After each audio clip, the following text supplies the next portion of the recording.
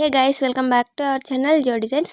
ఎవరైనా రౌండ్ నెక్కి సింపుల్గా డిజైన్ చేసుకోవాలి అనుకున్న వాళ్ళు ఈ డిజైన్ అయితే కంపల్సరీ ట్రై చేయండి. చాలా అంటే చాలా బాగుంటుంది. లోపల సైడ్ కూడా నీట్ ఫినిషింగ్తోని చూడండి ఎంత నీట్గా అండ్ లుక్ ఎంత పర్ఫెక్ట్గా అనిపిస్తుందో. ఈ డిజైన్ని సింపుల్గా ఎట్లా స్టిచ్ చేసుకోవాలో చూద్దాం. అంతకన్నా ముందు వీడియోని ఎవరైనా లైక్ చేయని వాళ్ళు ఉంటే లైక్ చేయండి. మీరు ఏ ఫ్యాబ్రిక్తోనైతే డిజైన్ చేయాలనుకుంటున్నారో ఆ ఫ్యాబ్రిక్ని తీసుకోండి. నేను ఇక్కడ శారీలోని ఫ్యాబ్రిక్ని తీసుకున్నా. దాన్ని ఇట్లా బాక్స్ షేప్లో కట్ చేసేసుకొని వీడియోలో చూపించినట్టు 4 ఫోల్డింగ్స్ చేసుకొని పైన టాప్ స్టిచ్ చేసుకోండి. మీరు ఇక్కడ వీడియోలో క్లియర్గా చూడండి, మీకు నీట్గా అర్థమవుతుంది. ఫస్ట్ ఒక షీట్ని తీసుకొని దాన్ని ఒక ఫోల్డింగ్ చేయండి. మళ్ళీ దాన్నే ఇంకో ఫోల్డింగ్ చేసుకొని పైన స్టిచ్ చేసుకోవడమే. సేమ్ ఇదే ప్రాసెస్లో మీకు ఎన్ని కావాలి అనుకుంటే అన్ని చేసుకోండి. మీది ఒకవేళ చిన్న సైజ్ బ్లౌజ్ అయితే ఒక 30-25 వరకు చేసుకోండి. లేదు మీది పెద్ద సైజ్ బ్లౌజ్ అనుకుంటే 30 నుంచి 40 వరకు చేసుకోండి. నీట్గా సరిపోతాయి. సేమ్ ఇదే ప్రాసెస్లో ఇక్కడ అన్నీ డిజైన్ చేసుకోవాలి.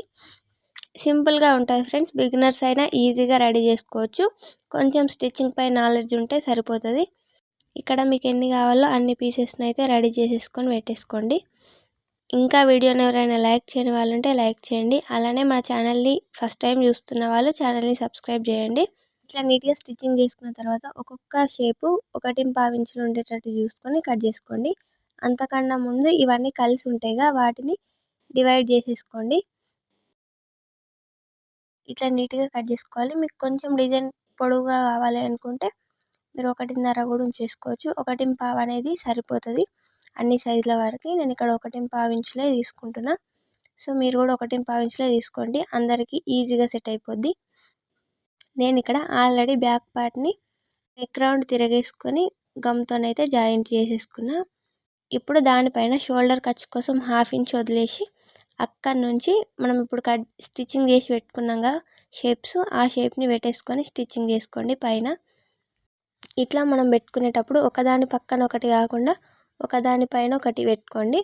అంటే ఫస్ట్ ఒకటి స్టిచ్చింగ్ చేసిన తర్వాత దాని మిడిల్లోకి రాగానే ఇంకొక దాన్ని దానిపైన పెట్టేసుకోండి వీడియోలో చూపించినట్టు.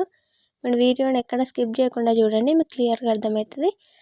ఈ షేప్స్ని మనం స్టిచ్చింగ్ చేసుకునేటప్పుడు షేప్స్ కచ్చెస్ అనేవి లోపల సైడ్కే ఉండాలి, బయట సైడ్కి అయితే వెళ్ళకుండా నీట్గా లోపల సైడ్కి ఉండేటట్టు చూసుకొని మొత్తం సెట్ చేసేసుకుంటూ స్టిచ్ చేసుకోవడమే.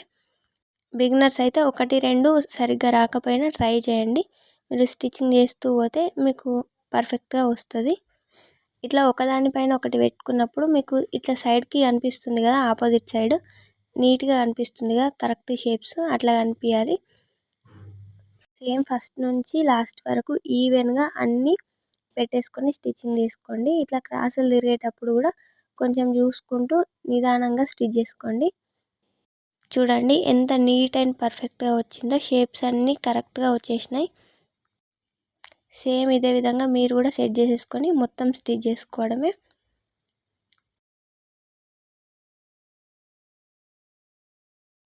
ఇక్కడ మెయిన్ టిప్ ఏంటిది అంటే ఫస్ట్ నుంచి లాస్ట్ వరకు అన్నీ ఈవెన్గా ఉండేటట్టు చూసుకొని స్టిచ్ చేసుకుంటే మొత్తం స్టిచ్చింగ్ కంప్లీట్ అయిన తర్వాత పర్ఫెక్ట్గా ఉంటుంది లుక్ అనేది.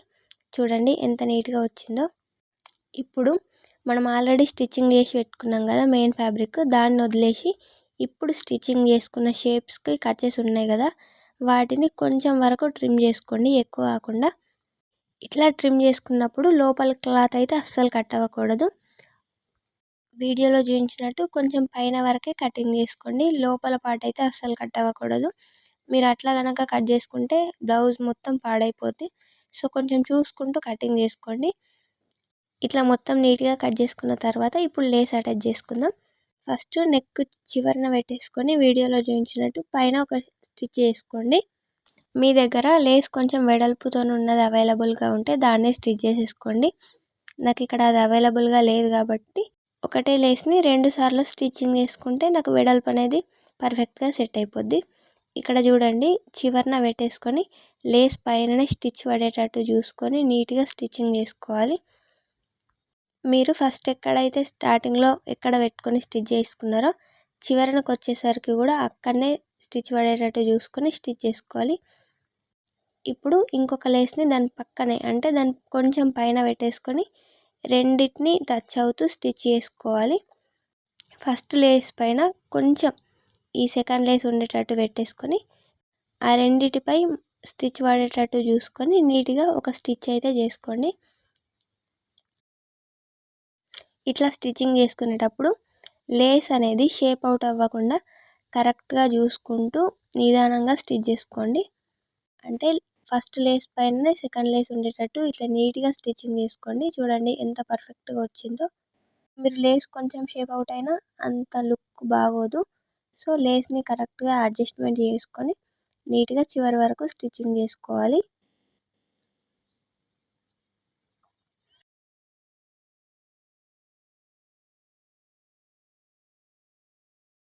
నీట్గా స్టిచ్ చేసుకున్న తర్వాత ఈ విధంగా అయితే ఉంటుంది.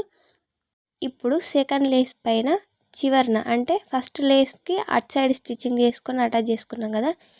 ఇప్పుడు సెకండ్ లేస్కి ఇటు సైడ్ స్టిచ్చింగ్ చేసుకుంటే మీకు లేస్ అనేది ఎక్కడా లేవకుండా పర్ఫెక్ట్గా ఉంటుంది అండ్ చూడడానికి కూడా లుక్ అనేది బాగుంటుంది. సో ఇటు సైడ్ కూడా ఒక స్టిచ్ చేసుకోవాలి నీట్గా.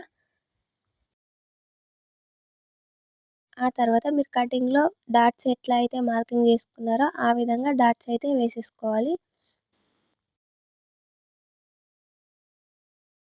డాట్స్ వేసుకున్న తర్వాత ఇక్కడ బీడ్స్ యాడ్ చేసుకోవాలి. నేను ఇక్కడ 2 mm గోల్డ్ బీడ్స్ని యూజ్ చేస్తున్నా. ఈ బీడ్స్ మనకు పెద్దవాళ్ళకైనా చిన్న వాళ్ళకైనా పెద్ద సైజ్ అయినా చిన్న సైజ్ అయినా పర్ఫెక్ట్గా సెట్ అయిపోతాయి. ఫస్ట్ అయితే నీడిల్లోకి థ్రెడ్ని ఎక్కించుకోవాలి. ఇప్పుడు మన డిజైన్ చివరన ఉంటుంది కదా, అక్కడ కింది నుంచి ఫస్ట్ నీడిల్ని పైకి తీసుకొని ఒక పూసని ఎక్కించుకొని మళ్ళీ అక్కడనే కిందికి స్టిచ్చింగ్ చేసుకోవాలి. ఇక్కడ చూడండి, మీరు క్లియర్గా చూడండి వీడియోలో మీకు పర్ఫెక్ట్గా అర్థమవుతుంది. కింది నుంచి థ్రెడ్ని తీసుకొని ఇప్పుడు ఒక పూసని ఎక్కించుకొని మళ్ళీ దాని పక్క నుంచి నీడిల్ని కింది వైపుకు స్టిచ్ చేసుకుంటే పర్ఫెక్ట్గా వచ్చేస్తుంది. సేమ్ ఇదే మెథడ్లో మొత్తం స్టిచ్చింగ్ చేసుకోవాలి. ఫస్ట్ కింది నుంచి నీడిల్ని తీసుకోవాలి షేప్ దగ్గర. ఇట్లా నీట్గా నీడిల్ తీసుకున్న తర్వాత ఒక పూసని ఎక్కించుకోవాలి. ఆ తర్వాత ఆ పూస పక్క నుంచే నీడిల్ని మళ్ళీ కిందికి దించేసుకోవాలి. ఇంతే, సేమ్ ఇదే ప్రాసెస్లో బ్లౌజ్ మొత్తం డిజైన్ని ఇదే విధంగా స్టిచ్చింగ్ చేసుకుంటూ పోవాలి. ఇక్కడ మెయిన్ టిప్ ఏంటి అంటే కింద థ్రెడ్ అనేది లాగకుండా కొంచెం ఫ్రీగా ఉండేటట్టు చూసుకొని స్టిచ్ చేసుకోండి. ఇట్లా థ్రెడ్ అనేది కొంచెం లాగితే డిజైన్ అనేది కొంచెం దగ్గరికి వచ్చేస్తుంది. సో కింద థ్రెడ్ అనేది ఫ్రీగా ఉంచేసుకొని మొత్తం ఇదే ప్రాసెస్లో స్టిచ్చింగ్ చేసుకోండి, మీకు పర్ఫెక్ట్గా వచ్చేస్తుంది. అంతే, సేమ్ ఇదే ప్రాసెస్లో మనం చివరి వరకు స్టిచ్చింగ్ చేసుకుంటే డిజైన్ అనేది కంప్లీట్ అయిపోతుంది. చూడండి ఎంత సింపుల్గా ఉందో, బిగినర్స్ అయినా ఈజీగా డిజైన్ చేసుకోవచ్చు. సో అందరూ తప్పకుండా ట్రై చేయండి.